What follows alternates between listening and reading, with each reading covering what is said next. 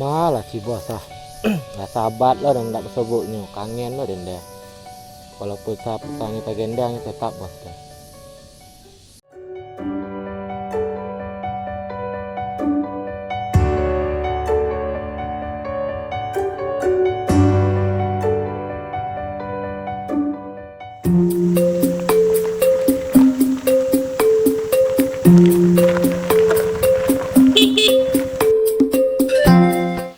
Bos.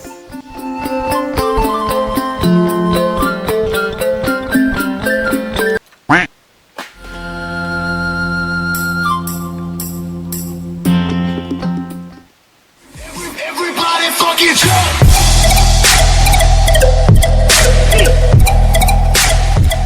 Uyuh.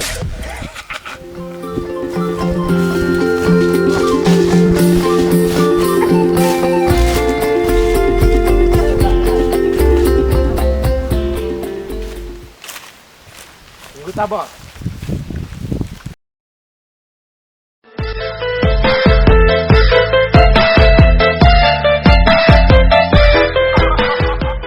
And his name is John Cena!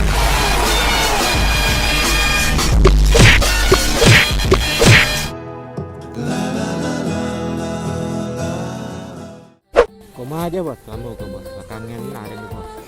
Kaget basah mau kerja demi kuyung ada tugas mulia, tugas negara, jadi anggota Panwascam nih petang-petang itu mengkuat payah usubuk. Apa macam tuh bos? Panwascam itu panitia pengawas kecamatan, itu adik di Bawaslu tapi tingkat kecamatan yuang ada yang salah satu komisionernya di kecamatan Payakumbuh Utara.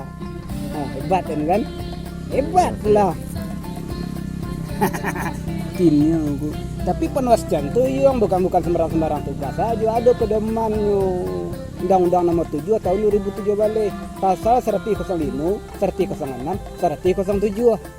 Tugasnya salah satunya melakukan pengawasan di tingkat kecamatan, anawasi pelanggaran pemilu, pilkada itu. Lu pernah enggak? Belum lah bos. Lu ndang tim sukses calon kepala daerah dulu. Kita bayang dong.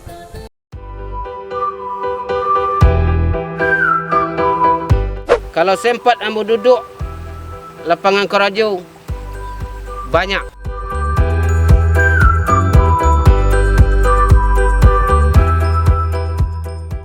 Hai bos.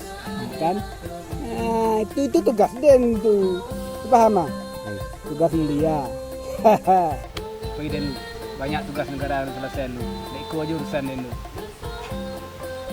Durian nang lebih buah aku yuk. Cak jual. Kan bos. Ya nawa. Dak durian awang tungguan siku. Wah, ilah nak biliang. Ku lu pai lu bos. Kalah durian ku lu ah. Dan kurang rajin. Dan ku buli, keturunan buli. Buli Afrika. Tapi yang di Nigeria kurang durian ku kurang. Ada pai lu yo. Ang jago ku awasi lu. Ah, iya bos. Assalamualaikum. Waalaikumsalam bos.